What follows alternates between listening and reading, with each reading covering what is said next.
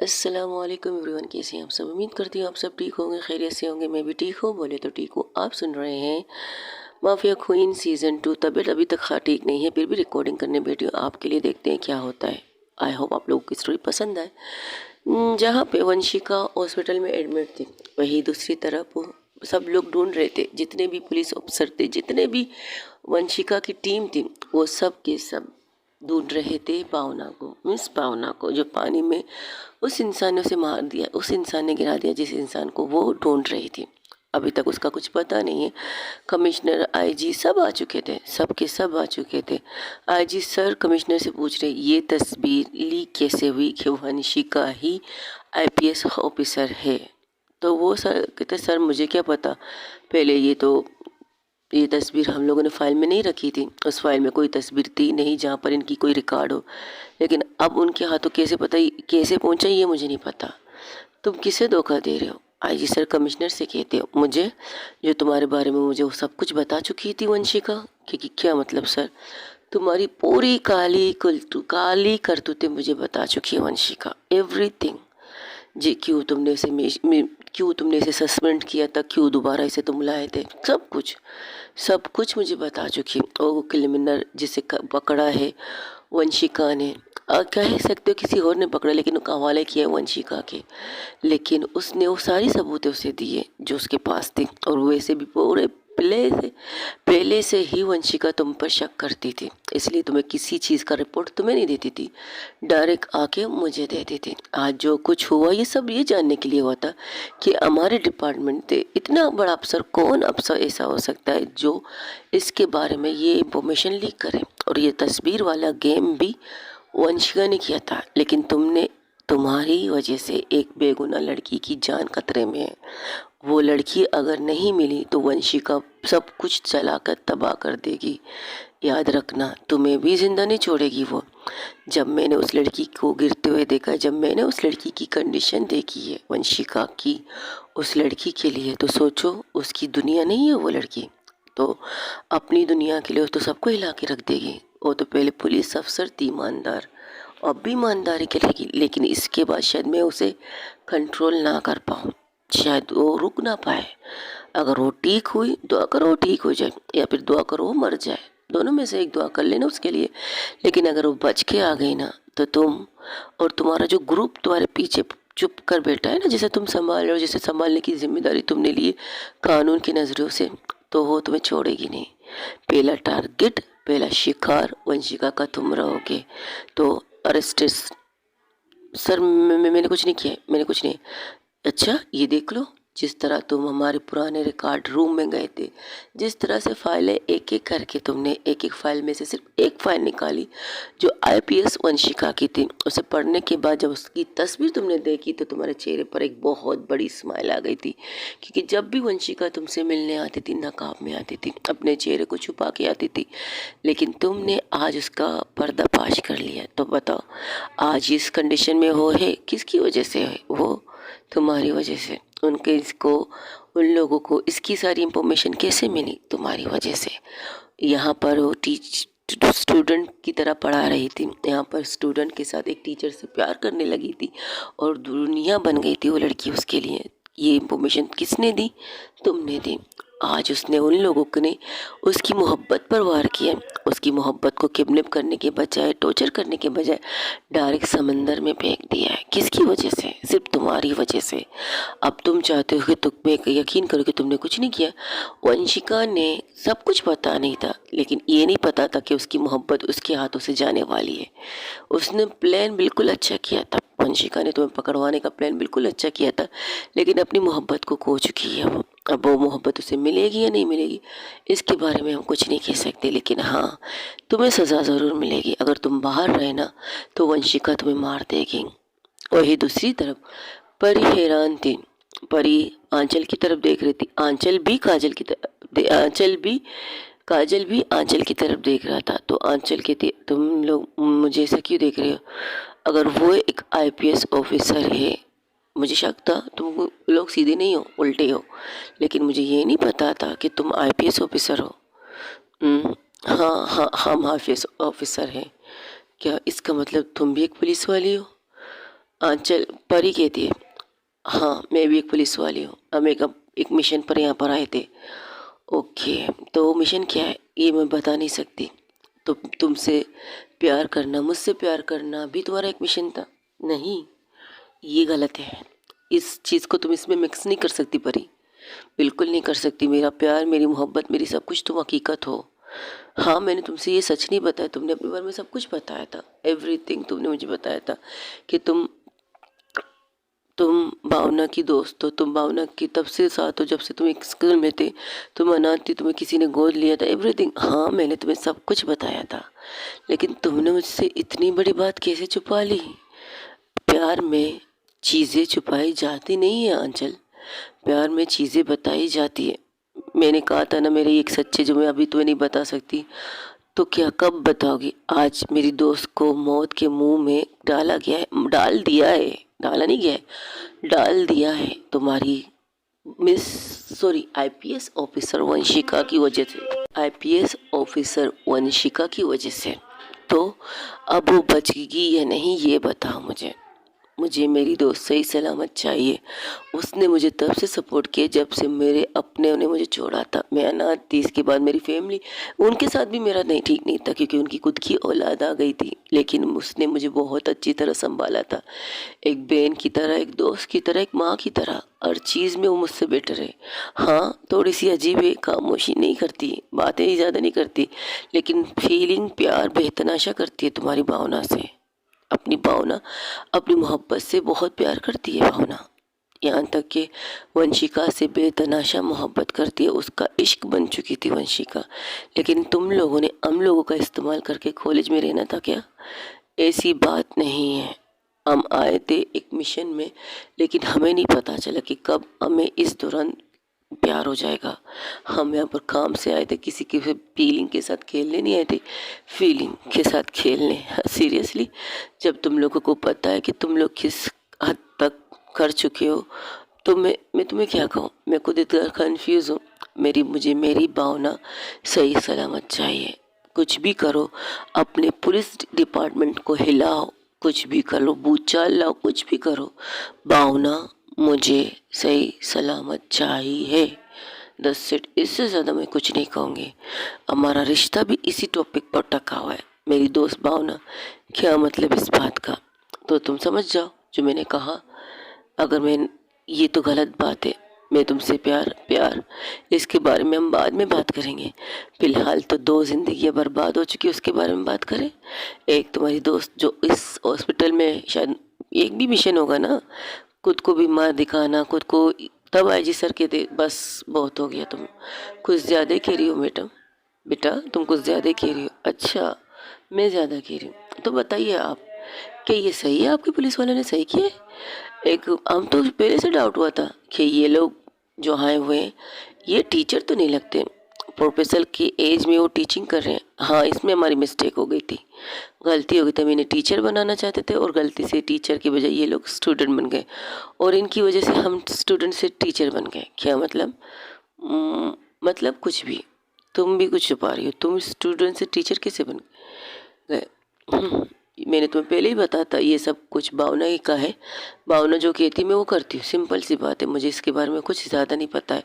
Detail में कहूँ कि आज तक भावना ने मुझे कोई चीज़ सही से बताई ही नहीं है, कुछ भी नहीं बताया अपने बारे में।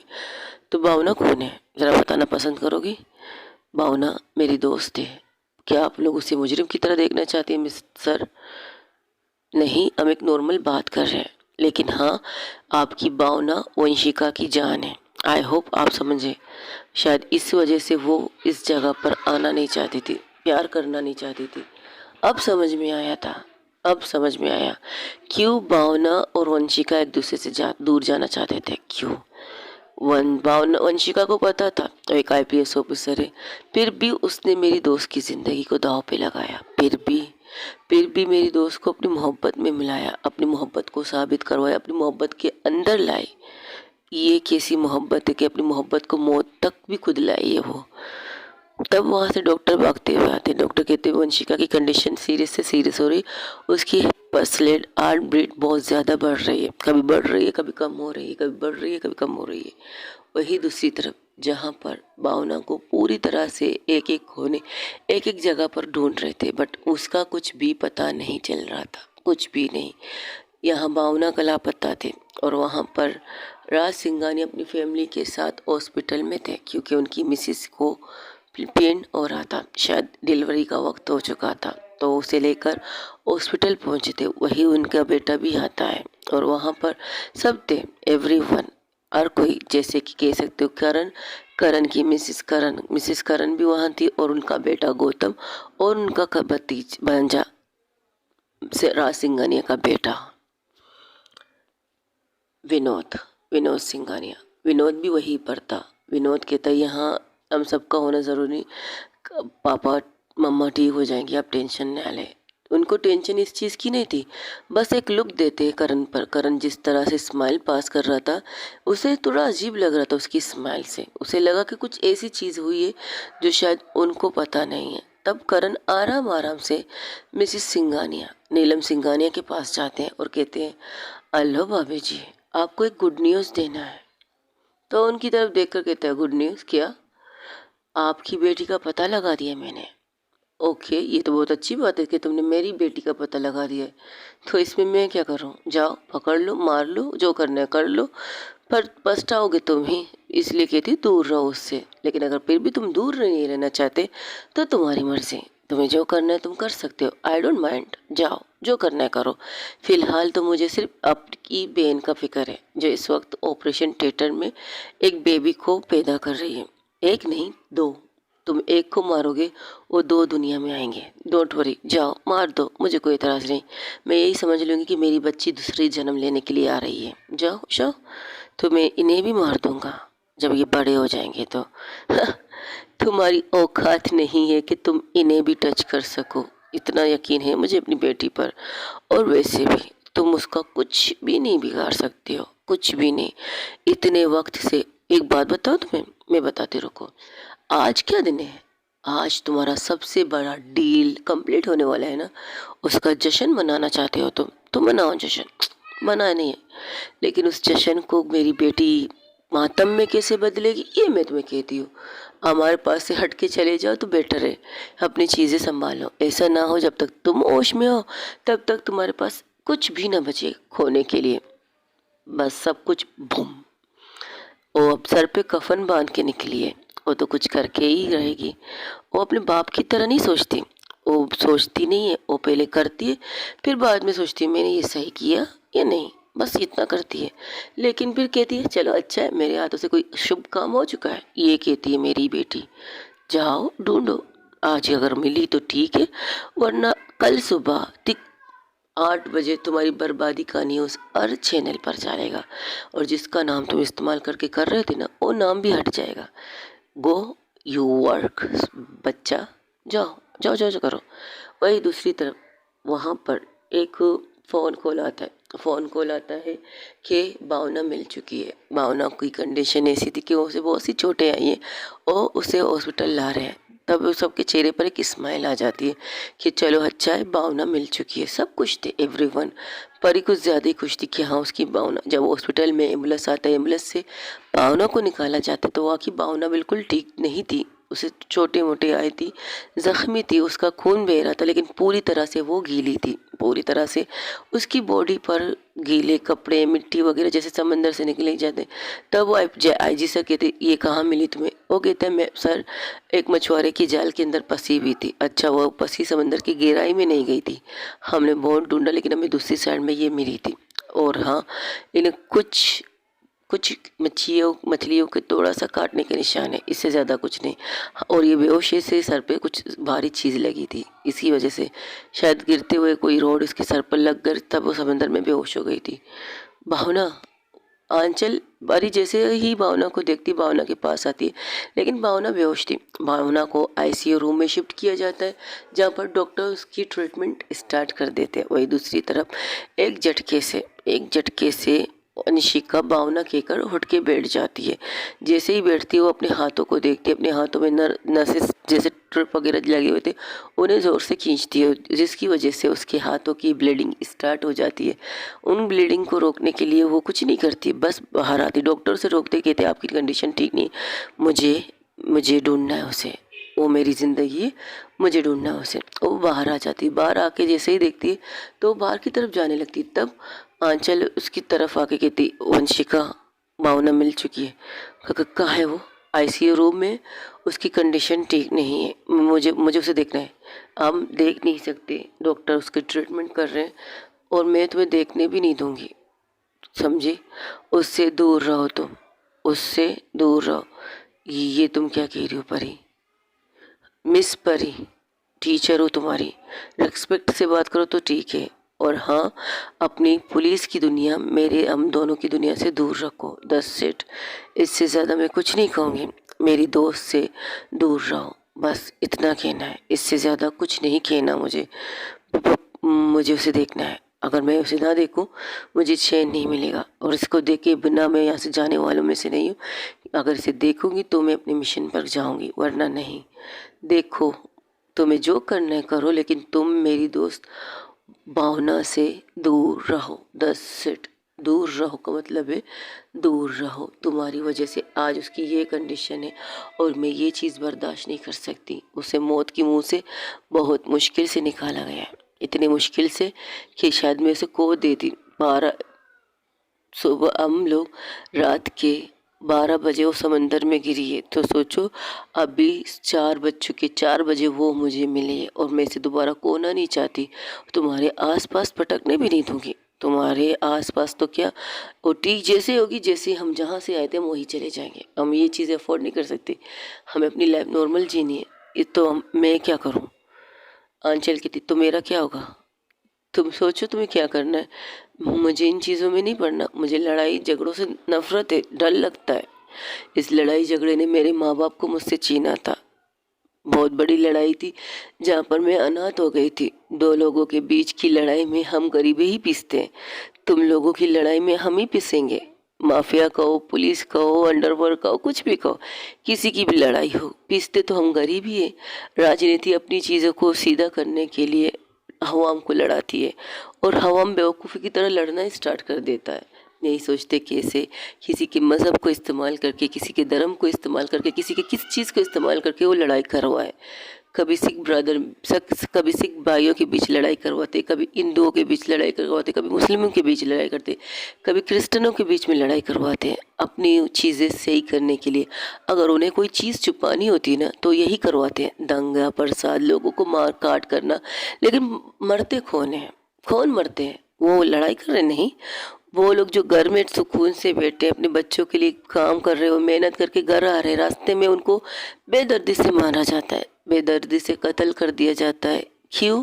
क्योंकि उन्हें अपने राजनीति को सीधा करना है, अपनी राजनीति के तख्ते को मजबूत करना है, और हम फंस जाते हैं। मैं इन चीज़ों से दूर हूँ। मेरी ये जो भावना है ना, ये भी दूर है, ये मेरी दोस्त है। अगर मुझे उसके बारे में कुछ पता हो या ना हो, लेकिन वो उसने कभी भी मेरे सामने ये सारी चीज़ें नहीं की है। मुझे खून खराबे से डर लगता है। मैं 6 साल की बच्ची थी, हम घर में बैठे थे, पापा का इंतज़ार कर रहे थे, एक छोटा सा घर। खुश थे हम, बहुत ज़्यादा खुश थे हम खुश थे कि पापा आएंगे, पापा आएंगे हमारे लिए चॉकलेट लाएंगे, क्योंकि मेरे पापा रिक्शा चलाते थे, ऑटो ऑटो ईमानदार ऑटो वाले थे। अगर किसी की चीज़ मेरे उनके रिक्शे में छूट जाती ना तो उन्हें पहुंचा देते थे। बहुत खुश थे हम, इतना मुझे याद है मेरी फैमिली के बारे में। इतने खुश थे, मेरी माँ, मेरे पापा, मेरा एक छोटा भाई कितने साल का था, 2 साल का था। मैं 6 साल की तो वो 2 साल का था। हम बहुत खुश फैमिली थे। पापा सुबह कहकर निकले थे, आज हम आएंगे जल्दी जल्दी। संडे का दिन था, क्योंकि संडे को भी पापा ड्यूटी पर जाते थे, तो कहते थे थोड़ा काम करेंगे। पूरा दिन तो जैसे कि सुबह 8 बजे निकलते, रात के 8 बजे घर आते थे। या फिर ओकेशन वगैरह होती थी, दिवाली वगैरह, इन चीज़ों में वो टाइम ज़्यादा लेते थे।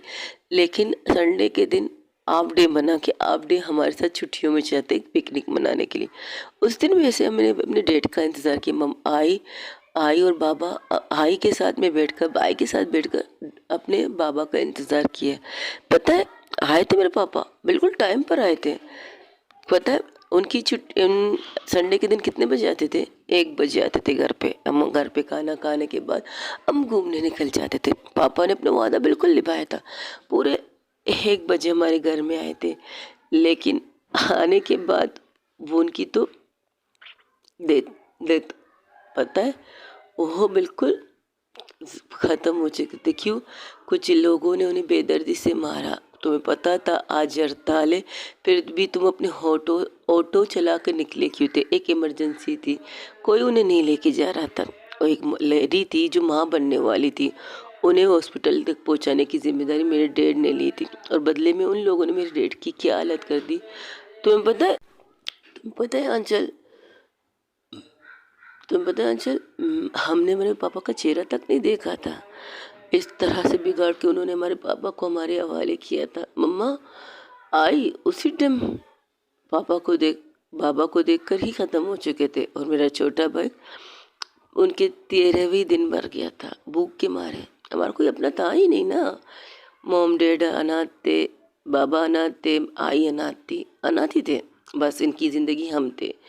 फिर मेरे साथ क्या हुआ पता है? मेरे साथ मुझे पकड़ा गया, मुझे मारा गया, घर के काम करवाया गया। एक अच्छा इंसान मिला जिसने मुझे अनाथ आश्रम में डाला।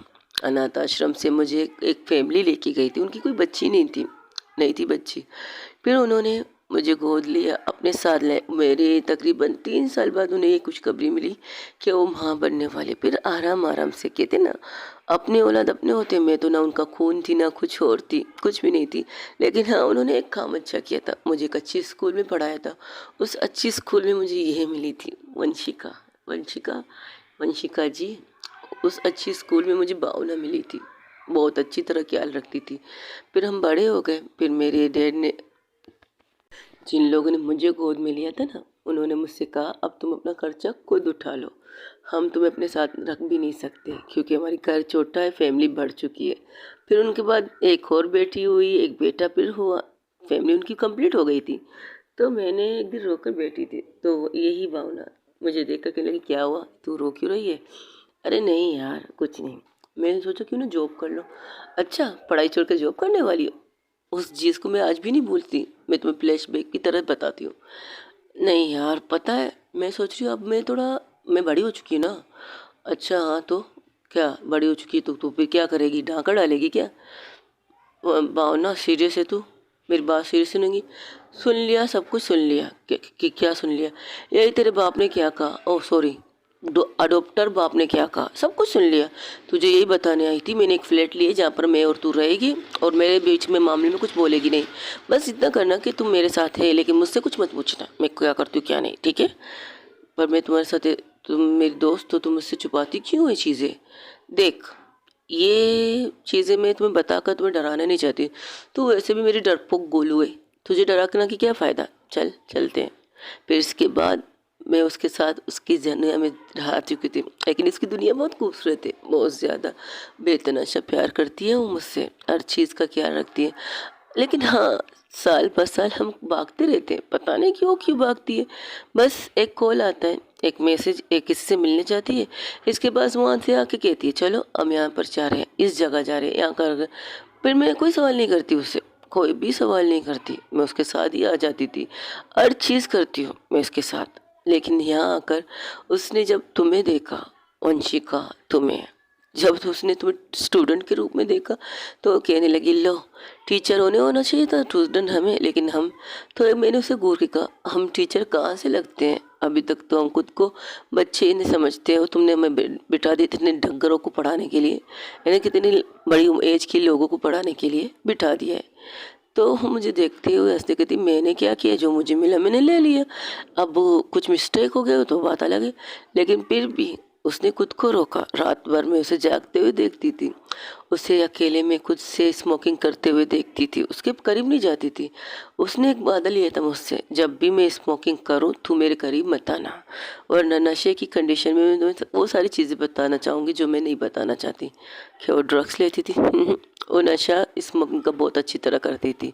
अगर कोई राज उसके मुंह से निकालना होता है ना तो नशे की हालत में जाके उसके पास बैठ जाओ। शराब नहीं पीती, बस स्मोकिंग। अगर 1-2 डब्बा ख़त्म हो चुके तो समझो उसके तो अंदर सच का कीड़ा घुस चुका है। एक दफ़ा ऐसे ही हुआ था, बहुत रात जाग रही थी तो मैं उसके पास गई थी, तकरीबन 3 दिन की बात है, हाँ 3 दिन। तो मैंने देखा, लो तुम आज फिर से जाग रही, तुम यहाँ क्या कर रही हो यार, तुम यहाँ क्या कर रही हो, ये छोड़ो, ये बता तुम यहाँ क्या कर रहे हो, ये स्मोकिंग 3 डब्बे आज क्यों, चौथा डब्बा इस्तेमाल कर रहे हो। कुछ नहीं यार, प्यार हो गया है। अच्छा, किससे हो गया, जिससे नहीं होना चाहिए उससे हो गया। क्या मतलब, भावना से, भावना से, भावना, भावना को वंशिका से प्यार हो गया है। ओके, तो अब इजहार कर लो जिस तरह मैंने किया है। तुम्हारी बात ही कुछ और है, हमारी बात कुछ अजीब है। क्या मतलब, तू इंसान नहीं है क्या। नहीं, मैं इंसान हूँ, क्यों नहीं हूँ इंसान, वो इंसान। बस कुछ चीज़ें मुझे रोकती है उससे बात करने से, उससे प्यार करने से, उसके पास जाने से रोकती है मुझे कुछ चीज़ें यार। तो उन चीज़ों को साइड में रखो, अपने दिल की सुनो। नहीं सुन सकती ना, बहुत कोशिश कर रही हूँ, नहीं सुन पा रही हूँ अपने दिल की। सुनना चाहती हूँ, देखना चाहती हूँ, बहुत कुछ कहना चाहती हूँ, पर नहीं कह पा रही हूँ, पता नहीं क्यों। आज इस स्मोकिंग में क्या लिया था तूने, ये वाला ब्रांड कैसा है, बकवास है। तुम स्मोकिंग करते हो सच क्यों बोलती हो। कहते हैं नशा इंसान को सच बोलवाने पर मदद करता है, मेरी उल्टा है। मेरे अगर स्मोकिंग के 3-4 डब्बे निकाल लो ना तो आराम से मैं तुम्हें सारी सच बता दूँ। अच्छा, अगर जो मैं तुमसे और सवाल पूछूँ तुम जवाब दे दोगे, हाँ दे दूंगा, लेकिन मैं कहूँगा तुम पूछो मत। तो तुम पूछोगी क्या, ठीक है नहीं पूछती, लेकिन मिस भावना अब वंशिका से दूर रह रही है, इसलिए दूर रह रही हो। नहीं यार, कुछ और हो जाए, छोड़, चल सोते हैं। तुझे नींद आएगी क्या, रात के 4 बजे, 4 बजे हम लोग एक दूसरे से बातें कर रहे थे, पूरी रात उसने अपने बारे में यही बताया। मैंने कहा बोल दो, उसने कहा नहीं। मैंने कहा कह दो, उसने कहा बिल्कुल नहीं। कहने से बात बिगड़ जाएगी, लेकिन फिर जब उसने आपको प्यार का इजहार किया, खुद से आपके साथ आने लगी, तो मैंने उसे रोका नहीं। बस सिर्फ इतना कहा है, खुद को संभाल के रखे, बस इतना कहा है, इससे ज़्यादा कुछ नहीं कहा है मैंने उससे। वंशिका जी कुछ भी नहीं। लेकिन आपने क्या किया, आज आपने उसकी जान को खतरे में डाल दी। क्यों तस्वीर लगाई थी आपने उस फाइल पर, ताकि ये कमीना पुलिस वाला अपने लोग तक आपकी तस्वीर पहुंचाए, वो आके आपको टारगेट करे। लेकिन उन्होंने किया क्या, आपकी मोहब्बत को टारगेट किया। उनको इसकी सज़ा मिलेगी, ज़रूर मिलेगी इसकी सज़ा। तब वहाँ पर एक एंट्री होती है, एक काले कपड़ों में, एक पूरी तरह से चेहरे को मास्क लगाए हुए वो आती है। हेलो आईपीएस ऑफिसर, क्या बात है, इस कंडीशन में देखने का सोचा नहीं था तुम्हें। तुम यहाँ क्या कर रही हो, मैं यहाँ क्या कर रही हूँ, मुझे कुछ नहीं पता मैं यहाँ क्या कर रही हूँ। बट इतना पता है, आज मैं एक बहुत बड़ा काम करने जा रही हूँ, बहुत बड़ा। तुम राज सिंघानिया की बेटी हो। हाँ, मैं राज सिंघानिया की बेटी हूँ, एक लौती बेटी, इकलौती, अभी इकलौती हूँ। अभी थोड़ी देर पहले मेरे पास इंफॉर्मेशन आई है, मेरी छोटी माँ, यू मीन टू से माय सिंगल, मेरी छोटी माँ यानी कि मिसिस सिंघानिया टू हॉस्पिटल में 2 बेबी को जन्म दे रही है, वो 2 बच्चों को।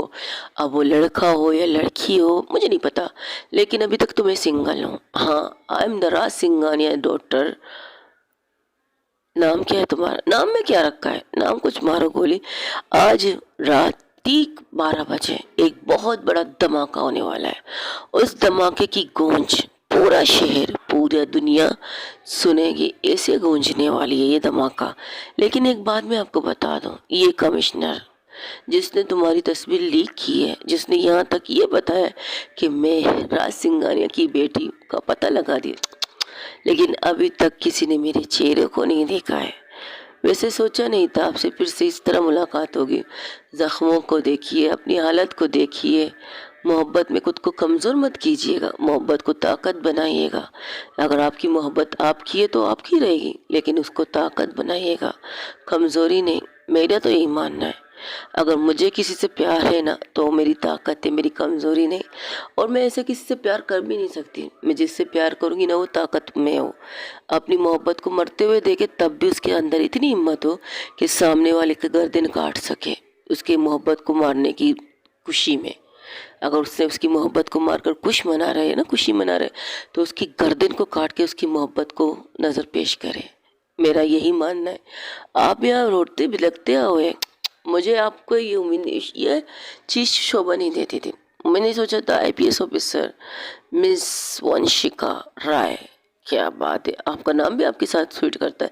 लेकिन एक बात बताओ, अगर आपकी मोहब्बत यहाँ मौत और ज़िंदगी के बीच में है, तो वर्दी पहनिए, जाइए अपने दुश्मनों का खात्मा कीजिए। यहाँ बैठकर अपनी मोहब्बत को ताड़िए मत। अगर आपकी मोहब्बत है तो सेफली आपको मिल जाएगी, अगर आपकी मोहब्बत सच्ची नहीं है तो आपको नहीं मिलेगी, याद रखिए इस बात को। और हाँ कमिश्नर, आज जो तुमने तांडव करने का सोचा है ना, वो तांडव तो जरूर होगा। मैं दिखाऊंगी तुम्हें असल डांस, असल नाच मैं तुम्हें सिखाऊंगी। ठीक 12 बजे बहुत से कंटेनर निकलने वाले हैं। ये ना, आज उन सारे कंटेनर को बर्बादी की रात है। शुरुआत में कर चुकी हूँ, अब आखिरी लफ्ज, आखिरी चीजें, तो तुम्हारी फैमिली खत्म। उनको उनका बाप भी कुछ नहीं बिगाड़ सकता, तो तू क्या चीज है। मेरी फैमिली को खत्म करने की तो औकात नहीं है करण सिंह की।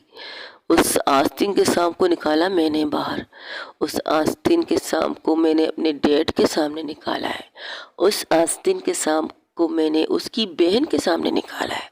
तो सोचो मैं क्या कर सकती हूँ। और रही बात मेरे भाई की, नैतिक सिंघानिया की, तो याद रखो उसका बाल भी बाका नहीं करेगा वो करण, बाल भी बाका नहीं करेगा। अब तो जंग स्टार्ट हो चुकी है, किसको क्या मिलेगा, किसको क्या मौत मिलेगी, मैं ही तय करूंगी।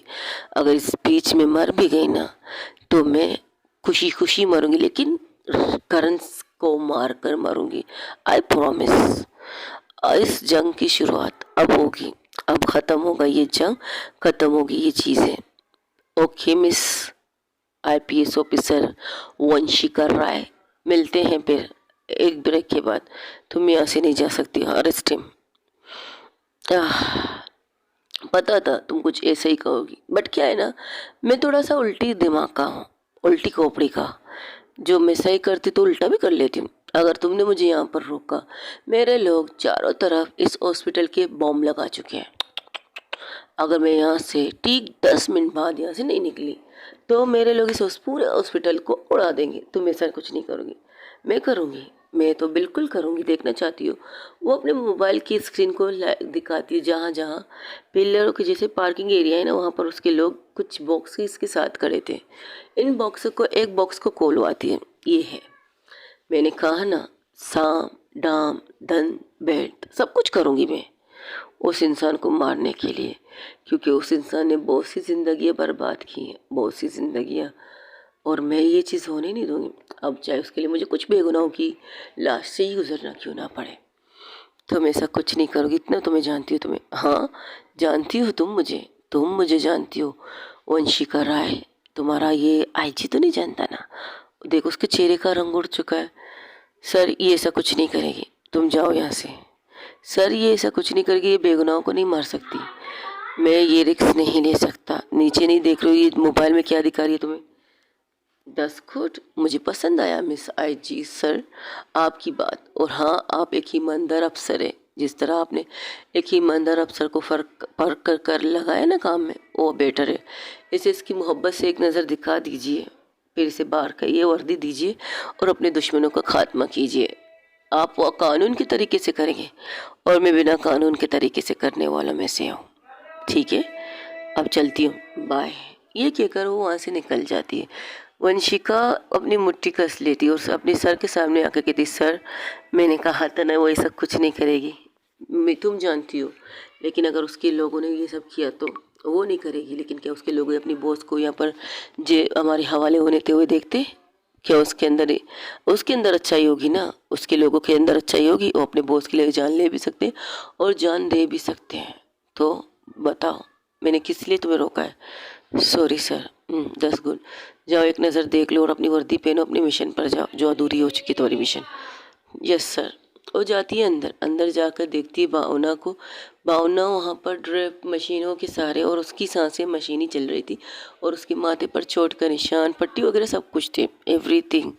वो उसी चीज़ को चेक करके फिर वहाँ से निकल जाती है। जैसे ही निकलती है, लेकिन उसे अजीब सा लगता है ये, वो उसके पास फिर से आती है, उसके हाथ को पकड़ती है, देखती है, तो फिर उसके चेहरे पर एक प्यारी सी स्माइल आती है।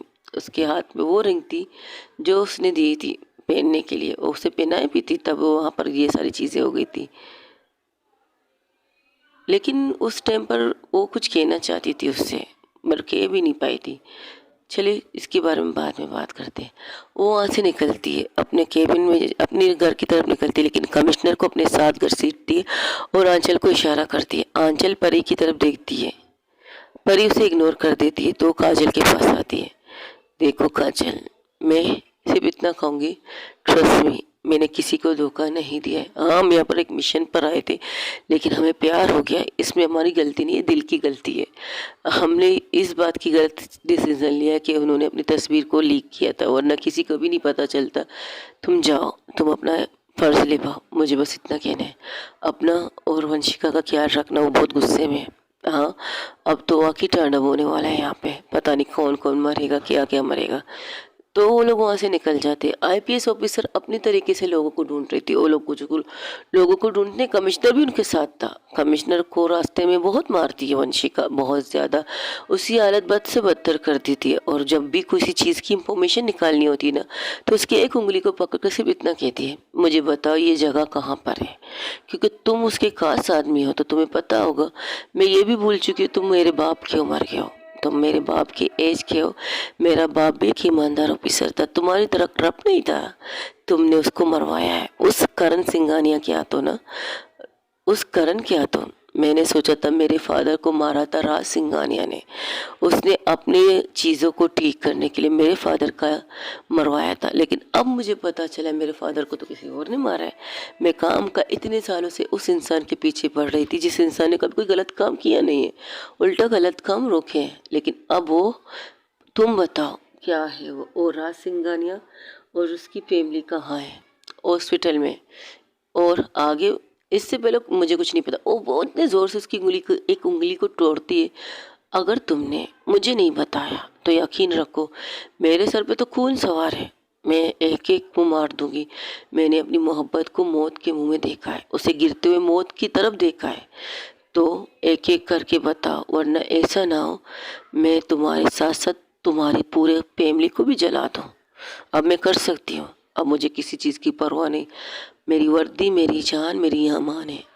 लेकिन मैं अपनी वर्दी पर दाग भी नहीं लगाऊंगी, इसलिए बिना वर्दी के तुम्हारे साथ आई हूँ, ताकि वर्दी मुझे कंट्रोल ना करे। अगर वर्दी पहनती ना तो तुम्हारे साथ ये सब नहीं करती।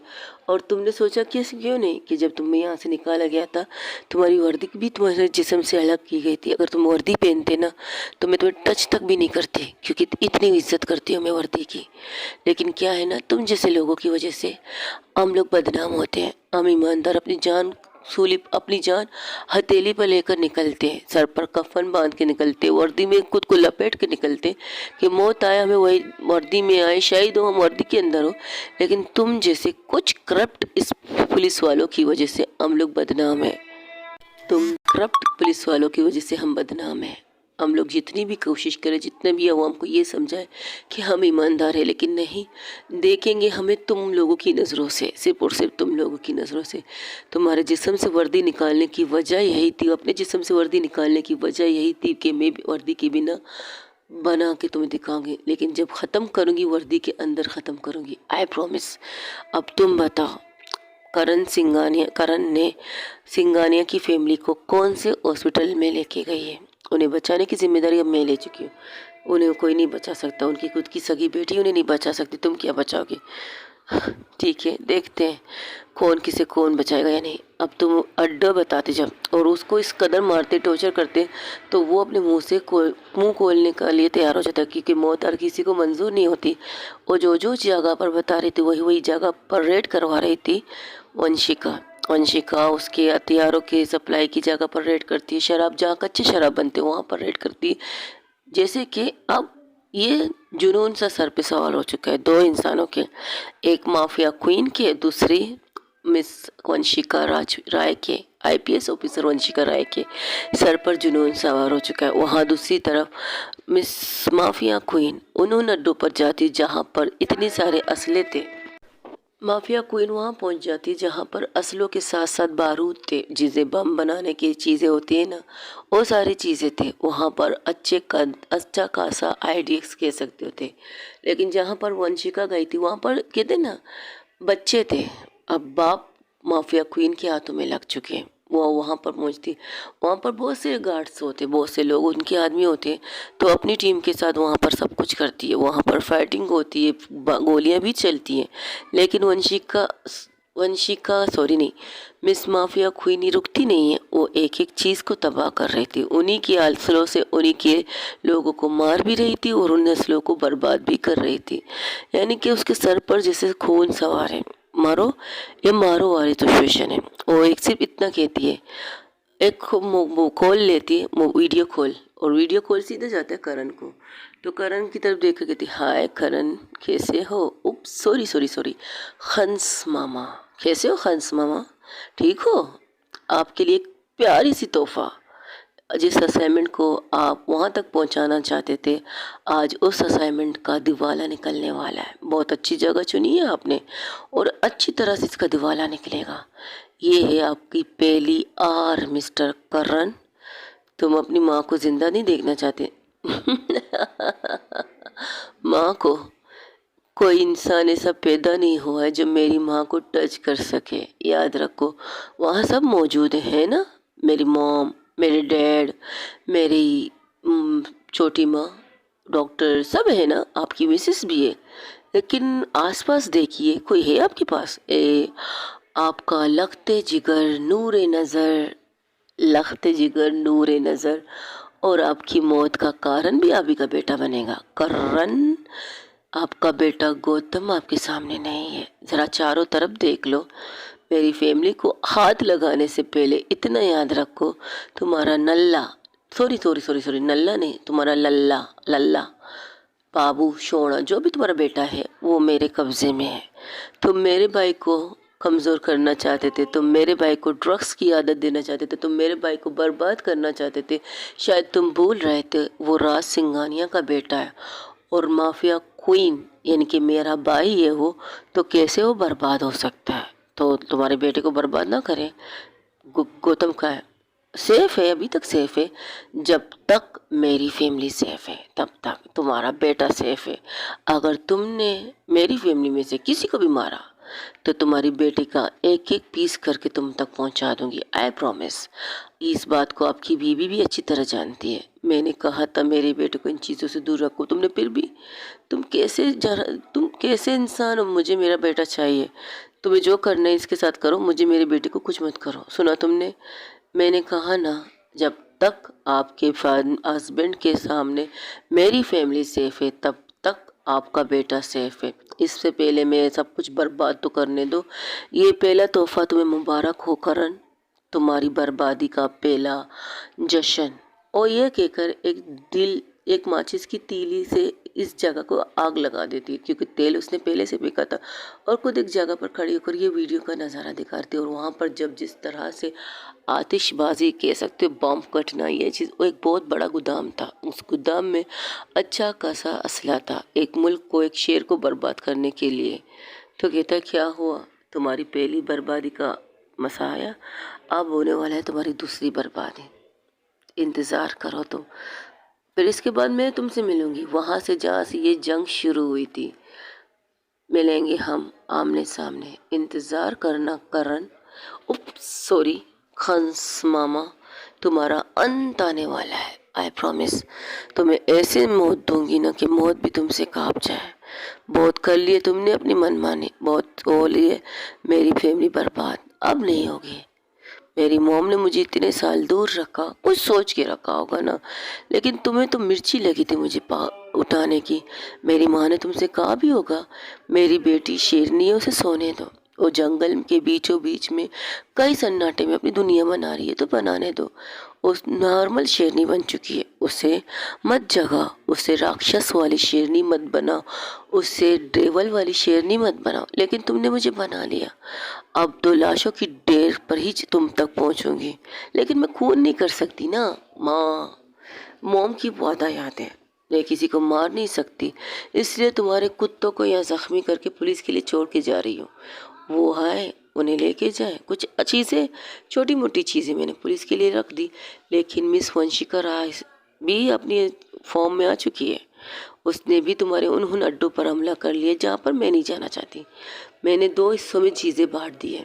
एक मैं, जो सबसे पावर वाली चीज़ें बर्बाद करूँगी, एक वो वंशिका राय, वो अपनी तरफ से तुम्हारी जड़ जो अंदर तक नहीं है, नहीं, उन्हें ख़त्म कर रही है। मैं तो जड़ के नीचे जाके ज़मीन को खोद के तुम्हें कमज़ोर कर रही हूँ, वो उसके ऊपर से तुम्हें कमज़ोर कर रही है। और तुम्हारी सियासत जो तुम्हारे पीछे खड़ी है ना, उसको भी हिला चुकी है। वो अच्छी लड़की है बहुत ज़्यादा। ये कहकर वो फ़ोन बंद कर देती है। तो कहती है दी, तो पलटती है। वहाँ पर नैतिक खड़ा था और गौतम के हाथ बंधे थे। कैसे हो तुम? मैं ठीक हूँ। हाँ हाँ, आप ठीक है? मॉम डैड वो भी ठीक है, सब ठीक है। तुम ठीक हो? इसका क्या करना है? इसका मेहमान है, हमारा मेहमान है, मेज़बानी करो। जिस तरह इसने तुम्हारी मेज़बानी की थी, तुम्हारे इतना अच्छी तरह ख्याल रखा। वो जाती है गौतम के सामने, उसके मुंह से वो कपड़ा निकाल कर खींच के रख के उसके गाल पर देती। तुम्हें क्या लगा कि तुम मेरे भाई को ड्रग्स की आदत दोगे? मुझे पता नहीं चलेगा। तुम्हें क्या लगा तुम उसे लड़कियों की आदत दोगे, लत दोगे? मुझे पता नहीं चलेगा। मैं उनसे दूर थी, उनके पास नहीं थी, लेकिन मेरी आंखें चार, 2-4 थी। अगर मैं अपने दुनिया में मस्त हूँ तो दूसरी दुनिया का ख्याल भी मैं रख सकती हूँ। वो दुनिया मेरी फैमिली है। तुम जब जब इसे ड्रग्स को देते थे, तब तब मेरे लोग उसे उस चीज़ को चेंज करके से देते थे और ड्रग्स तुम्हें मिलता था। अब तुम अपनी कंडीशन देख लो। तुम्हारे बाप ने बुराई से शुरू किया और हमारे बाप ने अच्छाई से शुरू किया था।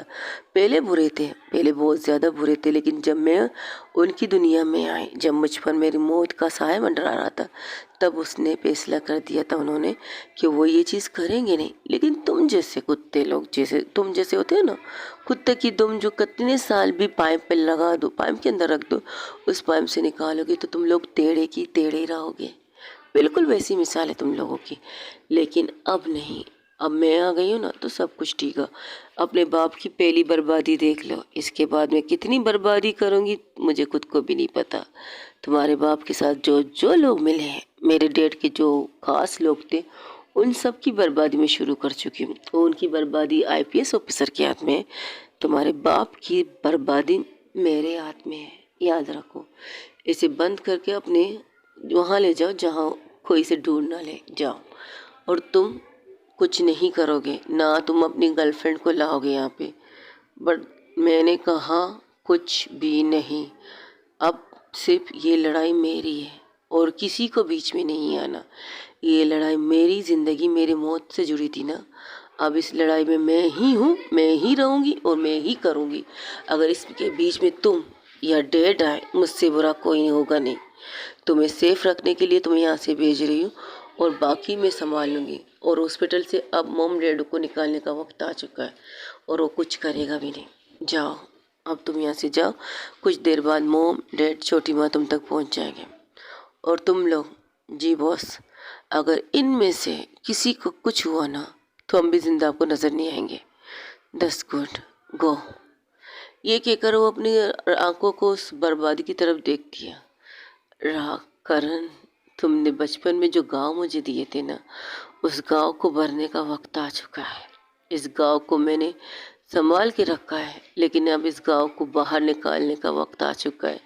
मेरे दिल के अंदर जो जख्म तुमने लगाया, मेरी फैमिली से, मेरे मोम डैड से मुझे दूर करके, जो दर्द तुमने मुझे दिए, जो मेरी माँ को तकलीफ़ दी है, ये कह करके उसका बेटा यानी कि मेरा छोटा भाई नैतिक मुझे मारना चाहता है। ये दर्द तुमने मेरी फैमिली के बीच में उगाया, अब ख़त्म होने की बारी आ चुकी। वही दूसरी तरफ हॉस्पिटल में 3-4 गाड़ियाँ आती है, 3-4 गाड़ियाँ आती है। तो आती है मिस्टर राज सिंघानी और मिसेस नीलम सिंघानी के पास, कहती है आपको चलना होगा, हमारी वाइफ वो इस हॉस्पिटल में नहीं है। वो हैरान हो जाता है कि क्या मतलब डॉक्टर से इसी, सर वो इस हॉस्पिटल में है। तब उसके मोबाइल बजता है, तो मोबाइल की स्क्रीन को वीडियो कॉल था तो दिखाती है, मॉम तुमने ये क्या किया है और ये कपड़े क्यों पहने हैं? मैंने कहा था ना आपने एक दफ़ा ये कपड़े मुझे सी के दिए थे, कहा था जब तुम्हें इसकी ज़रूरत हो तब तुम इन कपड़ों को पहनना। तो आज इनकी ज़रूरत पड़ गई है मुझे, तो मैंने पहन लिए। तो ये जंग स्टार्ट हो चुका है, बिल्कुल हो चुका है स्टार्ट। बस आप इतना कीजिए, डेट को लेकर आप यहाँ से निकलिए। ये मेरे लोग हैं, आपको सेफली यहाँ से निकल जाएंगे। तुम्हारी छोटी माँ वो यहाँ नहीं है, वो यहाँ बिल्कुल भी नहीं है। ऑपरेशन थिएटर में किसी और क्या ऑपरेशन हो रहा है, उनको भी जुड़वा होने वाले, लेकिन वो छोटी माँ नहीं है, उन्हें पहले ही वहाँ से निकाल दिया गया था। बस बचे थे आप दोनों को अब इज्जत से यहाँ से निकाल रहे हैं। यहाँ पर करण खड़ा है, वो कुछ भी नहीं करेगा, ना वो कुछ करेगा ना उसके कुत्ते कुछ करेंगे जो वहाँ पर बाहर आगे पीछे खड़े हैं। कोई कुछ नहीं करेगा, आप आराम से निकलिएगा।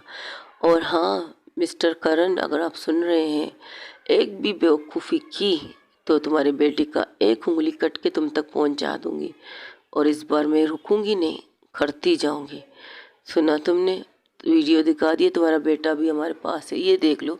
एक और तस्वीर ही देख लो, वो कैमरे को उनके सामने ले जाती है, उसके बेटे को दिखाती जो हाथ पैर बांध के बैठा था। मेरे बेटे को छोड़ दो, छोड़ देंगे छोड़ देंगे। अब तक मेरी फैमिली वहाँ से निकलेगी तब तक तुम्हारा बेटा मेरे पास है, और तुम्हें बर्बाद करते करते मैं भी, पर तुम्हारा बेटा मेरे पास ही रहेगा। अब बारी है उन लड़कियों को जिन्हें तुमने बंदी बनाकर कहीं भेजने का प्लान किया है। कंट्री से बाहर लड़कियों का सौदाबाजी करना चाहते हो राज सिंघानिया के नाम लेकर। वहाँ भी बर्बादी स्टार्ट हो चुकी है, और इस वक्त मैं उसी जगह पर खड़ी हूँ, उसी कंटेनर के सामने खड़ी हूँ जिस कंटेनर में तकरीबन 100 से ज़्यादा लड़कियाँ हैं। 100 से ज़्यादा लड़कियाँ देखना चाहते हो। वो अपने लोगों को इशारा करती है तो देखती है वाकई वहाँ से लड़कियाँ निकल रही। ये सारी लड़कियाँ अपनी फैमिली तक पहुँच जाएंगी, और तुम्हारी बर्बादी का सेकंड राउंड स्टार्ट हो चुका है। मिलती हूँ तुमसे फिर से। मॉम डैड आप वहाँ से निकलिए। तुम कुछ गलत नहीं करूँगी मॉम, किसी को भी नहीं मारूँगी, बस जख्मी करूँगी, ठीक है? कत्ल नहीं, खून नहीं, बिल्कुल नहीं, ना कत्ल ना खून, बस जख्मी, हाथ पैर तोड़ने वाले जख्मी। आप बस निकलिए वहाँ से। मुझे चैलेंज करने वाले लोग पसंद है करण, और तुमने बहुत अच्छी तरह से मुझे चैलेंज किया है। I like it. तुम्हारे इस चैलेंज का जवाब मैं दे रही हूँ। अब ले सको तो ले लो, वरना जो होगा देखा जाएगा। वही दूसरी तरफ जब वो भावना हॉस्पिटल में थी, उसको डॉक्टर आके कहती शी इज़ ऑलराइट, बस वो बेहोश है, तो थोड़ी देर बाद उसे होश आ जाएगा, आप परेशान मत होइएगा। तो भावना की कंडीशन का सुन के भावना की कंडीशन का सुन के परी थोड़ा रिलैक्स होती है। तो परी के पास काजल खड़ी थी, काजल कहती है अब आप ठीक है मिस? हाँ मैं ठीक हूँ, I am sorry. It's okay, कोई बात नहीं, लेकिन आपसे एक सवाल पूछनी थी। हाँ पूछो। आज तक आपने भावना में से कोई सवाल क्यों किया नहीं? क्योंकि मुझे मेरी दोस्ती ने इजाज़त नहीं दी इस चीज़ की। उसने मुझे हर चीज़ में मदद की है, हर चीज़ में, अपना फाइनेंशली कहो, पैसों के लिए कहो, कुछ और प्रॉब्लम के लिए कहो, कमज़ोरी के लिए कहो, लेकिन उसे एक चीज़ पता है, मुझे लड़ाई झगड़ा से डर लगता है, मुझे इस चीज़ से दूर रखते हैं। और आपके मोम डैड के बारे में सुनकर हम अब मुझे, कोई बात नहीं, ये होना ही था। हम गरीब लोग ही पिसते हैं यार, इन बड़े लोगों की कुछ नहीं होता। उनके बच्चे बड़े बड़े कॉलेजों में, बड़े बड़े जगहों में, बड़े बड़े शहरों में जाके पढ़ते हैं। उन्हें कहो हमारी तरह मिडिल क्लास स्कूल में दाखिल करवा दे, हमारी तरह गवर्नमेंट स्कूल में पढ़ने के लिए अपने बच्चों को भेजे। बोलो ना, जहाँ पर वो लोग सोचते नहीं है, अपनी चीज़ें सही करने के लिए स्कूल तक उड़ा देते हैं, कॉलेजेस तक उड़ा देते हैं, नन्हे नन्हे बच्चों को गोलियों से चल्ली करने के लिए कह देते हैं। वो लोग नहीं सोचते। बट बात अपनी औलादों की आती है ना, तो सेफली फर्स्ट। यहाँ पर थोड़ी पढ़वाएंगे, बड़े बड़े स्कूलों में जाएंगे जहाँ पर बड़े बड़े लोग के बच्चे पढ़ते हैं। अब मिडिल क्लासों के बच्चों के साथ कौन अपने बच्चे को पढ़ाएगा? कोई नहीं पढ़ाएगा। इसलिए, लेकिन आप आंचल से नाराज़ मत होइएगा, वो आपसे बेतनाशा, मैं इस बारे में बात नहीं करना चाहती, कुछ भी नहीं कहना चाहती। हमारी मोहब्बत शुरू होने से ख़त्म, हमारी मोहब्बत पहले शुरू होने से पहले ख़त्म हो चुकी है। ऐसा कैसे कह सकती हैं आप? हाँ, ऐसा कैसे कह सकती है? हाँ माना उन्होंने आपसे हमसे कुछ छुपाया है, लेकिन उसने उन्हें गलत नहीं छुपाया है, सच छुपाया, बस इतना छुपाया कि वो लोग IPS ऑफिसर है, लेकिन जान खतरे में डाले उसने भावना के। देखिए, मैं सिर्फ इतना कहूँगी, उन्होंने जो किया गलत नहीं किया है। हाँ, हम एक तरफ से सोच सकते कि उन्होंने झूठ बोला है, बाकी ये गलत वगैरह कुछ भी नहीं किया है। ओके गाइज, आज के लिए इतना ही। हो सके तो मेरे चैनल को लाइक शेयर कमेंट सब्सक्राइब में ज़रूर बताइएगा कि आप लोगों को मेरी स्टोरी कैसी लगी। थोड़ी सी तबीयत अब भी ठीक नहीं है, लेकिन फिर भी एक रिकॉर्डिंग मैंने एक हफ्ते पहले की थी, अपनी न्यू चैनल पे न्यू स्टोरी ला रही हूँ। अगर आप लोगों को पसंद आए तो बता दीजिएगा, वरना फिर मैं जब तबीयत ठीक होगी तब उसका दूसरा पार्ट लेकर आऊँगी। अपना ढेर सारा ख्याल रखिएगा। अल्लाह हाफिज़, टेक केयर, बाय बाय। दुआ में याद रखिएगा, बहुत ज़्यादा दुआ में याद रखिएगा। तबीयत अब भी ठीक नहीं है, लेकिन फिर भी आप लोगों की खातिर रिकॉर्डिंग करने बैठी हूँ। ओके, अल्लाह हाफिज़। I love you so much guys. और हाँ यार, मेरा नाम का चटनी बनाने का माइंड नहीं था, बस कभी कभार हो जाते नामों में मिस्टेक। अब मैं क्या करूँ, जब मुझे तेरी तहसीम जी को तहसीम कहना चाहिए तो मैं कुछ और भी कह देती हूँ। लेकिन अब मैं कहानी सुना रही हूँ, कहानियों के नामों को चेंज करना मेरी आदत सी हो गई है। अपना ढेर सारा ख्याल रखिएगा। अल्लाह हाफिज़, टेक केयर, बाय बाय।